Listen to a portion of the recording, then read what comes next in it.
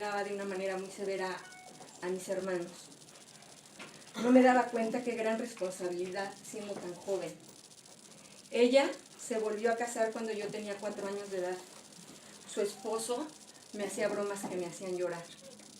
Mi abuelita vivió con mi mamá desde que yo nací, lo cual creó una gran dependencia de mí hacia ella. Fue para mí más que una madre.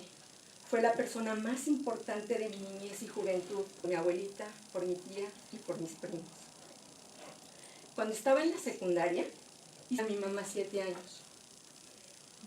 Ahí mi abuela me estaba enseñando que yo debía darle su lugar a mi madre, algo que yo sinceramente no sentía en ese momento. Yo era una persona tímida, introvertida, con muchos miedos, todo me preocupaba.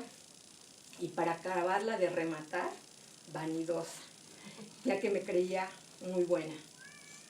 Tenía etapas de depresión frecuentes y con un gran hueco en el corazón, sin saber por qué. Siempre me ha gustado leer y cuando estaba deprimida leía libros sobre grandes personajes que lograban el éxito, pero que a pesar de eso, en algún momento de sus vidas sentían un gran vacío y buscaban a Dios. Estos libros me hacían sentir bien porque yo creía que era una manera de estar cerca de Él. Empecé a trabajar a los 14 años y ya no seguí estudiando. A los 21 me fui a vivir con mi mamá y adopté el papel de protectora económica, pero también de su juez. Conocí a Eduardo a los 24. Fuimos amigos varios años. Una cosa que me impactó fue ver que tenía una familia donde estaba la mamá, el papá y los hijos juntos. Él era muy buen hijo. Yo veía que quería mucho a sus padres y tenía siempre una sonrisa, que entre otras cosas fue lo que me hizo que me enamorara de él. Nos casamos y tuvimos 2 hijos. Cuando fue el temblor del 85, murieron tantas personas, ya teníamos de casados 3 años. Yo le comentaba a una vecina que si algo le hubiera pasado a Eduardo o a uno de mis hijos, yo me hubiera vuelto loca. Ellos eran mi todo, mi mundo. Y ella me contestó que ellos no podían ser el pilar de mi vida, que tenía que ser algo firme y que ese pilar era Dios. Que yo les tenía que enseñar a mis hijos que sus padres no eran el pilar de sus vidas tampoco. Yo no captaba todavía qué tan lejos me encontraba de él. A los 10 años de casada, me empecé a sentir insegura en mi matrimonio, a tener celos de las personas que trabajaban con mi esposo y me asusté. La relación con mi suegra era muy difícil y decidí alejarme. Eduardo me pedía que me pusiera en paz con ella, pero yo no quería ceder. En ese tiempo vivíamos en Acapulco e invitamos a una amiga a que pasara unos días con nosotros. La veíamos leer su Biblia todos los días. Daba gracias a la hora de los alimentos. Eso me hacía sentirme bien, pero no me atreví a preguntarle nada. Una noche que Eduardo y yo no podíamos dormir, le dije que sentía que ya no me quería, que si deseaba, pues que nos separáramos. Él me dijo que había algunas cosas de mí que no le gustaban, pero que me quería mucho. Yo creía hasta ese momento que yo, con mi bondad, podía controlar mi entorno, pero esa noche vi con claridad que yo no podía controlar nada y que mi vida se escapaba de las manos como la arena del mar, entre mis dedos. Creo que esto se me ocurrió porque estábamos en Acapulco. Y esa noche clamé a Dios. Al día siguiente, mi amiga me comentó que me sentía muy tensa y comenzamos a platicar. En algún momento ella me dijo que tenía que ponerme en paz con Dios y pedirle a nuestro Señor Jesús que entrara a mi corazón y me guió en una oración. Yo no entendía mucho de lo que estábamos hablando, pero de lo que sí me acuerdo con mucha claridad es que esa noche dormí como en mucho tiempo no había dormido. Esto fue el 29 de julio de 1996, hace 18 años. Desde entonces he estado leyendo mi Biblia y yendo a mis estudios, lo que me ha dado una perspectiva totalmente diferente a la que tenía antes, por lo que estoy totalmente agradecida a Dios. La primera necesidad que tuve fue pedirle perdón a las personas a las que había ofendido, o que yo creía me habían ofendido a mí, entre ellas a mi suegra. Uno de los primeros versículos que me impactó mucho fue el del perdón de Dios, que dice: y nunca más me acordaré de sus pecados y transgresiones, que está en Hebreos 10:17. Yo anduve cargando con mis faltas mucho tiempo y fue como quitarme una lápida de encima, porque entendí que Dios perdona totalmente. El Señor me ha bendecido con mi esposo, con quien llevo 32 años de casada, quien me ha enseñado a ser una mejor mamá y una mejor hija. Es un gran papá y siempre me he sentido protegida por él.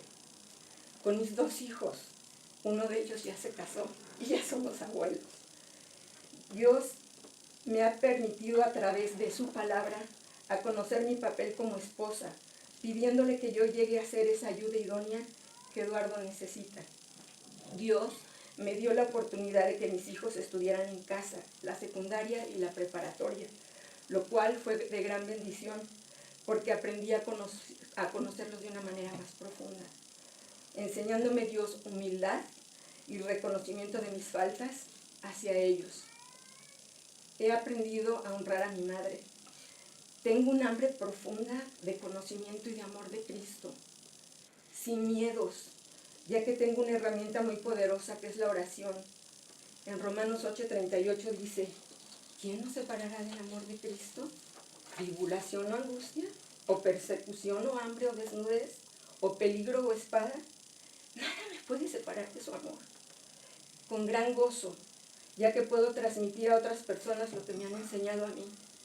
Con fortaleza y sintiéndome útil, ya que en estos 18 años de ser cristiana tuve la pérdida de mi papá, de mis suegros, de una tía con los que pude compartir de Cristo.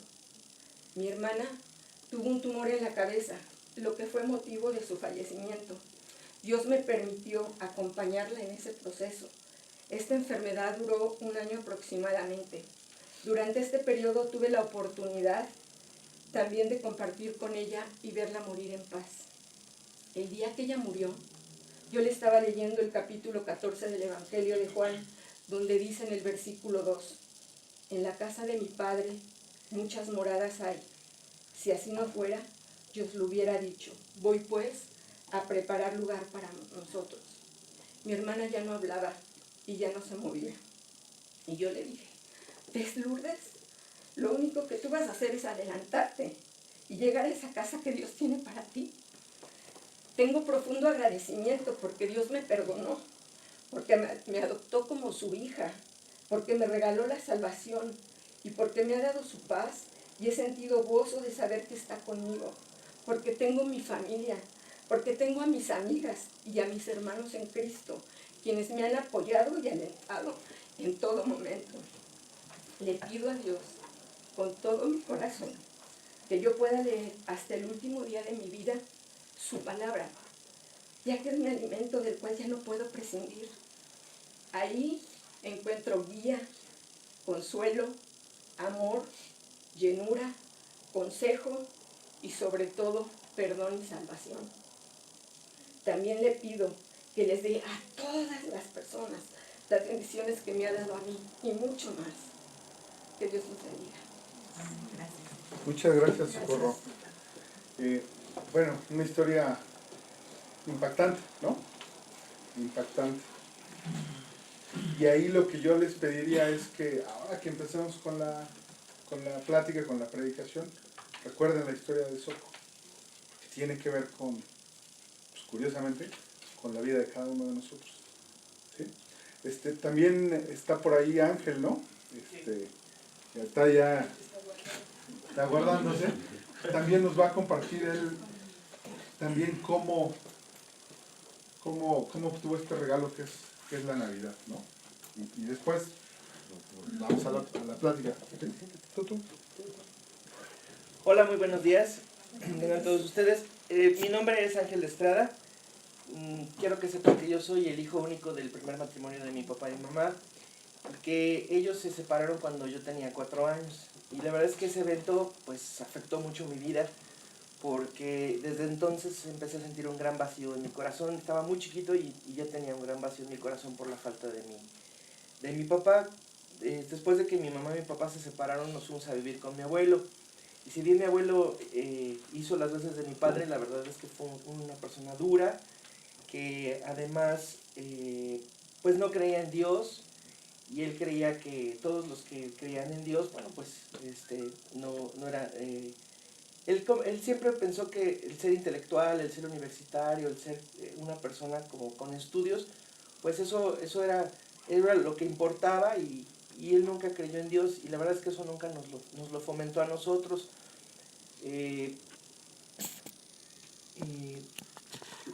La cuestión principal es que yo todos esos años que viví con mi abuelo, pues también sentí ese gran vacío, y cuando yo tenía 9 años, mi mamá se volvió a casar, pero en lugar de que esta persona que se casó con mi mamá ocupara el lugar de mi papá, hizo más grande la distancia entre mi mamá y él y su servidor, y entonces todavía tuve un vacío mucho más grande. Entonces yo tenía 9, 10 años y yo siempre estaba buscando algo, siempre.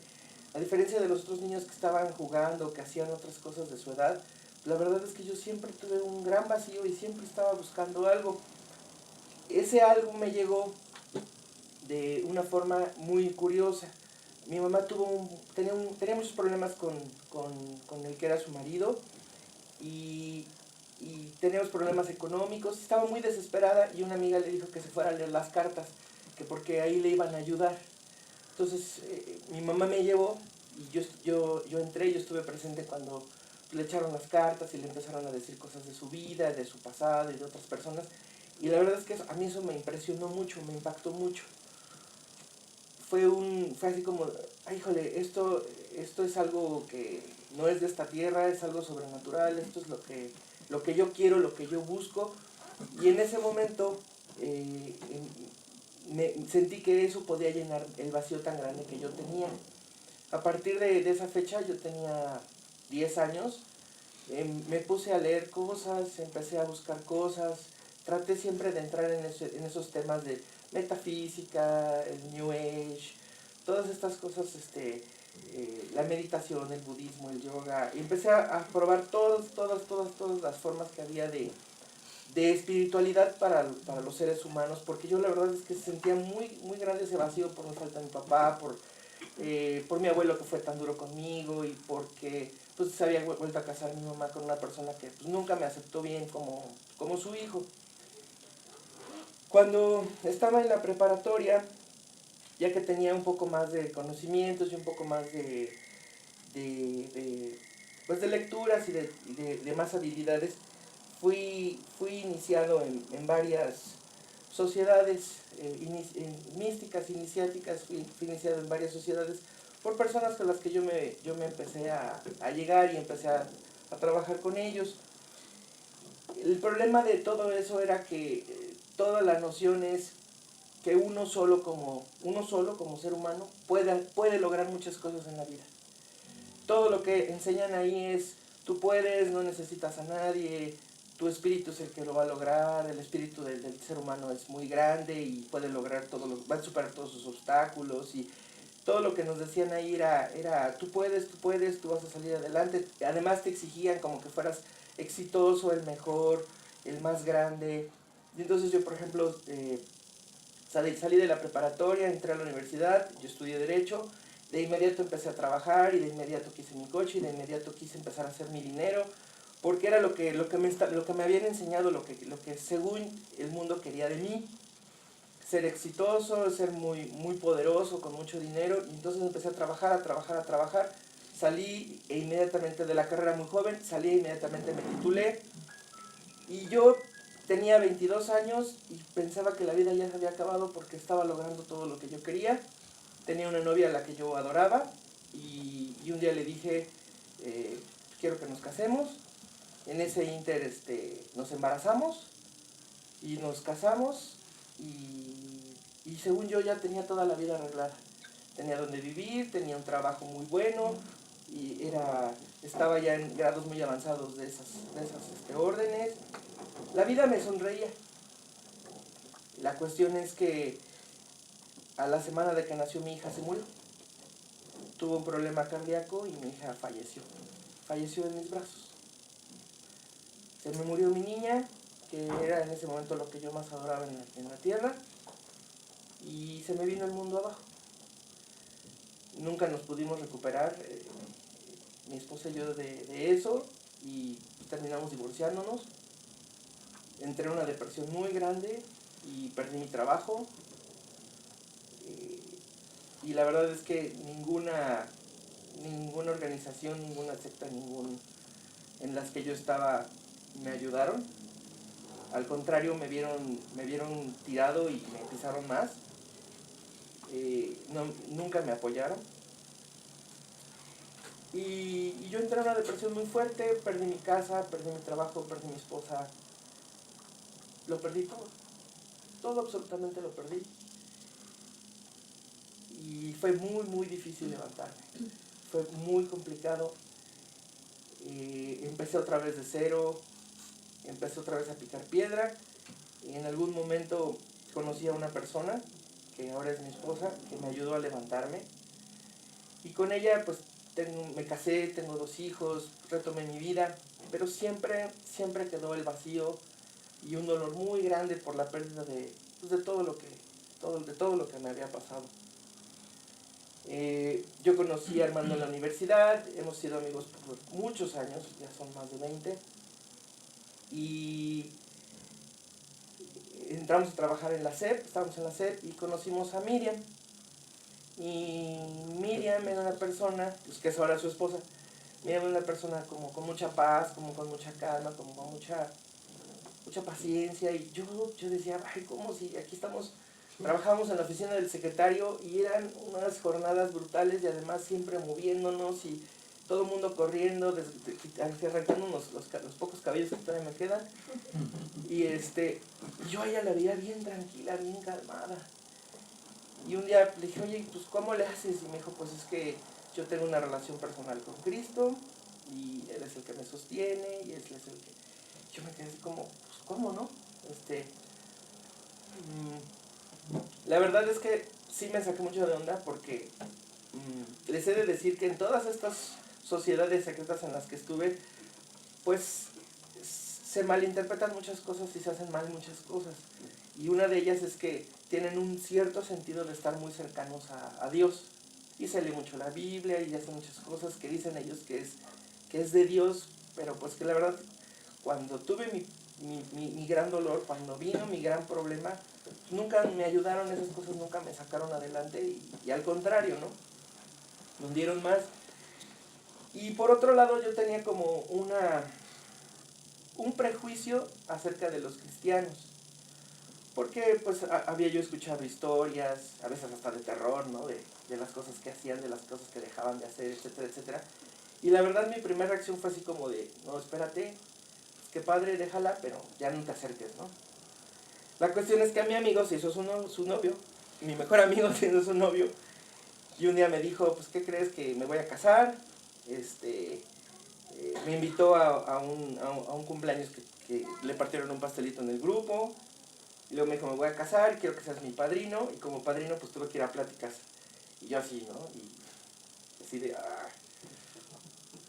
La cuestión es que vi un cambio muy grande en él, un cambio que yo dije, yo eso lo quiero en mi vida, porque estaba más tranquilo, más calmado, ya no era tan agresivo, había cambiado completamente. Entonces, un día me invitaron a una plática de Navidad también, y me empezaron a invitar a otras pláticas, y yo empecé a leer otra vez la Biblia, retomé la Biblia, y Armando y Rogelio me prestaron predicaciones, y empecé a oír las predicaciones, y un día las ponía en mi coche, me iba al trabajo, regresaba y oía las predicaciones, y un día venía escuchando una predicación sobre el amor de Dios, cómo nos ama Dios, cómo el amor de Dios es tan grande que dio a su único hijo para el perdón de mis pecados. Entendí que Cristo había venido al mundo y que lo habían crucificado por mi culpa, por mis pecados, pero lo había hecho para mí. Y entendí el amor tan grande de Dios. Y ese día yo clamé a Cristo, estaba en mi vehículo, venía en el carro, me tuve que orillar sobre Calzada de Tlalpan, y llorando, entendiendo el amor tan grande de Dios, clamé a Cristo y lo hice el Rey de mi vida, lo senté en el trono de mi corazón. Y la verdad es que a partir de ese momento, no les puedo decir que ha sido sencillo porque no lo es, pero el primer cambio que yo denoté fue que ya no me sentía solo.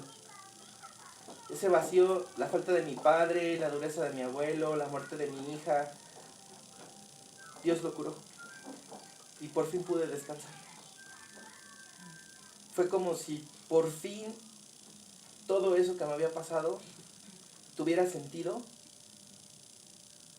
Y con Cristo me dio la paz. Me siento mucho más tranquilo. Pude retomar ahora sí en serio mi vida. Ahora ha sido difícil porque me di cuenta que muchos años estuve como dormido. Vivía, pero pues por vivir todos los días, con un dolor muy grande por dentro. Y cuando Cristo me trajo a sus pies, me curó mi corazón, me di cuenta que apenas estoy empezando a vivir otra vez. Y la verdad es que eso para mí es invaluable. Fue un 12 de agosto de 2012. Yo tengo apenas 2 años en Cristo y han sido los mejores años de mi vida. La verdad es que no les puedo decir cuántos cambios he tenido porque ya los dejé de contar. Han sido tantos. Yo siempre a quien le platico de esto le digo que es como cuando te duele un dedo y vas al médico y le dices, es que vengo porque me duele un dedo, y te revisan y ven que tienes un problema cardíaco y te tienen que hacer una operación a corazón abierto. Y te dicen, ¿sabes qué? Pues qué padre que le duele el dedo, pero su problema es cardíaco y primero le arreglamos el corazón y si quiere después ya le arreglamos el dedo. Entonces, según yo, iba por mi dolor de dedo y resultó ser que estaba mal todo. Entonces, Cristo lo ha ido haciendo un trabajo muy profundo en mí. Pero yo creo que una de las cosas que también más he cambiado es que yo solía juzgar muy duro a las personas. Solía juzgar muy duro la conducta de los demás. Y desde que vine a Cristo, pues me di cuenta que yo no era nadie para juzgar. Y que el que primero se tiene que juzgar soy yo. Y la verdad es que ya dejé de juzgar. Y el que se tiene todo el tiempo soy yo, porque ahora el centro de mi vida es Cristo. Y todo lo que hago es a partir de Él. Con toda honestidad les puedo decir que el venir a Cristo no ha sido fácil. Mi antigua naturaleza y lo que el mundo quiere de mí es muy duro. Y el mundo tiene muchas tentaciones. Pero la verdad es que Cristo me da fuerza y cuando me caigo me levanta. Y eso es otro de los grandes cambios en mi vida. Que mis problemas no desaparecieron, pero he aprendido a dejarlos en manos de Dios y aceptar su voluntad. Y quiero compartirles un versículo que para mí en ese momento y sigue siendo muy importante en mi vida, que es en 2 Corintios 17, dice, de modo que si alguno está en Cristo, nueva criatura es, las cosas viejas pasaron, he aquí, son hechas nuevas. Y la verdad es que me aplica en cada palabra. Soy una nueva criatura y las cosas viejas pasaron. Muchas gracias. Gracias, Ángel. También, pues les digo, es una historia igualmente que la de Socorro de gran impacto, ¿no? No sé, yo he escuchado un par de veces su testimonio, pues porque soy su amigo, pero además lo vi, entonces pues créanme que fue muy difícil. Y esto que él cuenta, ¿no? Que es nueva criatura, pues también, ¿no? Yo también puedo atestiguarlo, ¿no? Y bueno, entrando ahora sí a nuestra plática, cuando conversamos con Rogelio, con el propio Ángel, con los que habitualmente nos congregamos, y dijimos, bueno, pues hay que hacer la plática de Navidad, pues me dijeron, bueno, Armando, te toca, ¿no? Darla. ¿Y qué fue lo que hice? Pues empecé a hacer una pequeña encuesta sobre qué es la Navidad, ¿no? Normalmente hacemos dinámica de preguntas y respuestas, pero si no nos vamos a tardar mucho. Entonces les platico que encontré así, platicando con la gente en la calle, ¿no? Si ustedes le preguntan a un hombre así común y corriente de esta época, pues les dice que la Navidad es una gran oportunidad en el año porque es cuando hay aguinaldo. Entonces es cuando tiene dinero para ir a la fiesta, tiene dinero para ir con los amigos, para encontrar a personas que normalmente no ve. Algunos, muy poquitos, te dicen que es la oportunidad de ver a la familia, ¿no? Otros te dicen que es la oportunidad para descansar, porque es la época del año en donde sus trabajos, pues, las vacaciones son casi obligatorias, ¿no? Pero el punto común es que es la fiesta, ¿sí? Es el momento en el que me voy a congregar y voy a tomar un poquito más de lo que vengo tomando. Algunos toman consuetudinariamente, ¿no? Pero en la época navideña aprovechan, ¿no? Ahora, si le preguntan a muchas mujeres, la respuesta es un poco distinta porque muchas mujeres sí atesoran la época navideña, pues porque tiene que ver con cuidar a la familia, reunir a los hermanos que no se han visto, ¿sí? Hay como una visión distinta, pero fíjense que también encontré otra cosa que me dicen ellas: los regalos, comprar ropa, ¿sí? Comprar. Después empecé a ver noticias, ¿no? De qué es lo que el mundo y pues la publicidad nos dice que es la Navidad, ¿no? Y pues qué se encuentra uno. Y si me ven que exagero, me detienen, ¿no? La Navidad es época de dar, pero dice de dar descuentos, ¿no? Con tal de que uno compre. La Navidad es la época en que encontramos las tiendas repletas de cosas que algunas las necesitamos, pero la mayoría de las que nos ofertan y nos presentan, pues la verdad es que no las necesitamos. Esa es la época en donde electrónicos se venden como pan caliente. Entre otras cosas, la gente tiene dinero, ¿no? Ahora, ¿qué me encuentro también en las noticias y en las estadísticas? Como les platicaba Ángel, él y yo hemos trabajado en dependencias de gobierno, y entonces tenemos como el hábito de buscar las estadísticas, ¿no? Entonces ustedes pueden ver el año, y justo en la época navideña, ¿qué creen que empieza a pasar? El abuso del alcohol provoca la mayor cantidad de accidentes viales, no solo en las carreteras, sino en las calles de la ciudad. No por nada se hacen operativos para las carreteras, ¿no? El operativo de la carretera segura. Los riesgos en los accidentes dentro de las viviendas, ¿sí? El lugar, dicen, más seguro debería ser tu casa, pero es donde más niños tienen accidentes graves, ¿sí? Si nos vamos a los temas de seguridad y de los delitos, en la época navideña, ¡pum!, se disparan eventos de violencia familiar.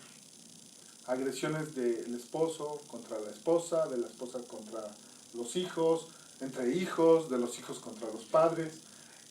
Yo les platico, en alguna época, bueno, mi servicio social lo hice en el Centro de Atención a la Violencia Intrafamiliar. Entonces es muy chistoso. Empieza diciembre y hay cada vez más trabajo, más trabajo. Cuando llegan los días ya de descanso, como que se detiene y de pronto otra vez empieza a subir, pero cada vez más, a grado que pues, el personal que trabaja ahí se queda más horas. ¿Y qué pasa el 24 de diciembre? Muerto, no hay nadie. Pero para el 27, 28, 29 se disparan, o sea, hay filas para entrar a esos servicios. Otra vez, el 30 y el 31 se apaga todo, y el 2, 3 de enero, la cifra, o sea, incluso en esas opciones de gobierno, se tiene que idear un operativo para tener guardias para atender a la gente. O sea, lo que les quiero decir es que sí es cierto, para muchas personas es una época bonita de fraternidad, pero para una mayoría del mundo pues es la época de más problemas, ¿no? Es la época en donde hay más robos, ¿sí? El hecho de que la gente tenga dinero por los aguinaldos, pues hace que los amantes de lo ajeno, o sea su, dice ahí la expresión, su agosto en diciembre, ¿no? ¿Sí? Esa es, digamos, una característica. Otra cosa que también vemos en las estadísticas, el número de suicidios se dispara, ¿sí? Por ahí yo tenía un maestro que daba clases de criminología y decía que es muy curioso que en los lugares donde hace frío, los suicidios también se incrementan. Y entonces había un científico que tenía la teoría de que la temperatura tenía que ver con los suicidios. Bueno, hay una discusión ahí sobre ese tema. Y yo me empecé a preguntar, bueno, ¿por qué pasa todo esto? O sea, ¿por qué en esta época en la que la publicidad nos dice, es una época bonita, pasan todas estas cosas horribles, ¿no? Suicidios. ¿Qué otro tenemos por aquí? Personas desaparecidas, ¿sí? Personas que, ¿sabes? Que fueron por unos cigarros y ya no regresaron, ¿no? Personas que quisieron migrar hacia otro país, Estados Unidos, y le perdimos la vista, ¿no? Personas que abandonan a la familia, ¿no? O sea, es también, en esta época en particular, se dispara como en ninguna época del año. ¿Ustedes a qué creen que se deba? Yo lo estuve reflexionando, lo platicábamos con Rogelio, y recordando lo que nos platica Soco, recordando lo que nos platica Ángel, recordando mi propia historia, encuentro que, pues sí, o sea, yo tengo buenos recuerdos de la Navidad, pero días de los que yo estaba completamente deprimido por la gente que ya no veo, por la gente con la que me peleé, por los problemas económicos que pueda tener en el momento, etc. Y el vacío que relataba Socorro y Ángel se vuelve bien opresivo. O sea, tienes vacío durante todo el año, pero en la época navideña ese vacío todo se vuelve tremendo, ¿no? ¿Qué hay ahí en la gente que realiza, pues les digo, cosas como el suicidio, que hay pues la falta de una relación con Dios, ¿no? A lo mejor, gusto y un hábito por cometer pecado, ¿no? Desde mentir hasta robar, ¿no? Y pues quizás algunas otras personas matar.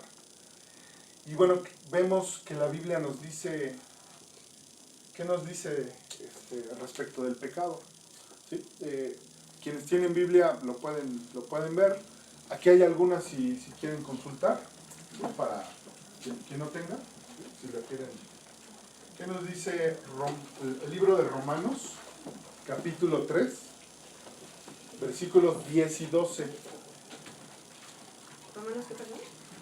3, 10 al 12. Y ahí es donde, híjole, uno se empieza a preocupar. Se los leo para quienes no tienen en este momento Biblia en la mano. Dice, como está escrito, no hay justo, ni aun uno. No hay quien entienda, no hay quien busque a Dios. Todos se desviaron, a una se hicieron inútiles. No hay quien haga lo bueno, no hay siquiera uno. Híjole, ¿de quién está hablando? De todos nosotros, ¿no? Cuando uno ve este mensaje dice, ay, pues todo tiene lógica, lo que pasa en el mundo, allá afuera, ¿no? Explica los suicidios, los abandonos, los maltratos, la violencia, los robos, todo esto, ¿no? Que el hombre en su naturaleza, pues el corazón está inclinado a pecar, ¿no? Dice también Romanos 3:23, está ahí unos versículos más adelante. Dice, por cuanto todos pecaron y están destituidos de la gloria de Dios. Entonces aquí tenemos que enfrentamos un problema pues, bastante fuerte, ¿no?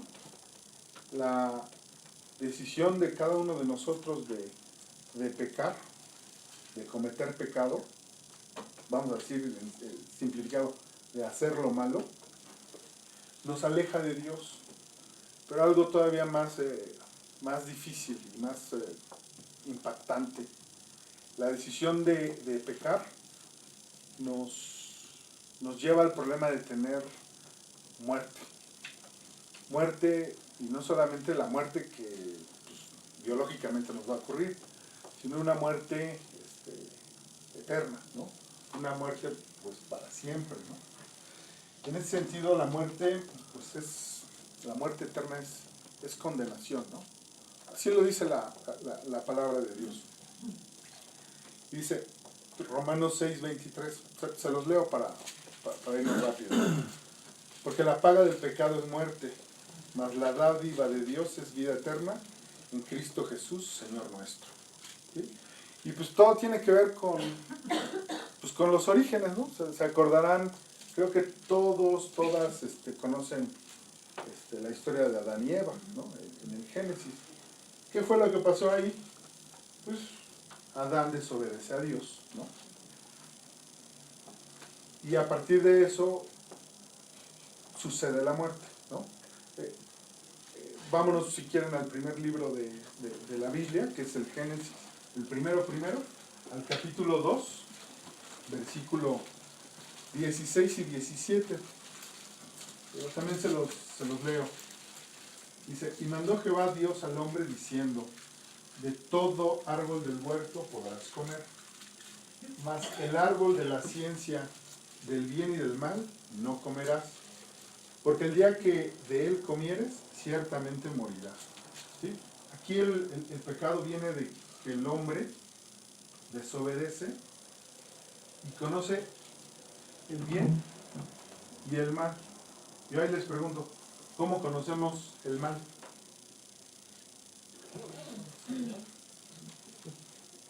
Pues cuando lo hacemos. O sea, cuando hacemos el mal, sabemos que la estamos regando. Nuestro corazón nos saca una cosita que nos hace sentir incómodos, ¿no? Entonces, yo ahí pregunto, ¿hay alguien que no se haya sentido así? ¿Hay alguien que no haya conocido el mal? ¿Hay alguien que en toda su vida haya... Entonces, pues resulta que los hombres y las mujeres... Entonces, pues resulta que los hombres y las mujeres... Entonces, pues resulta que los hombres y las mujeres... Entonces, pues resulta que los hombres y las mujeres... Entonces, pues resulta que los hombres y las mujeres... Pues resulta que los hombres y las mujeres...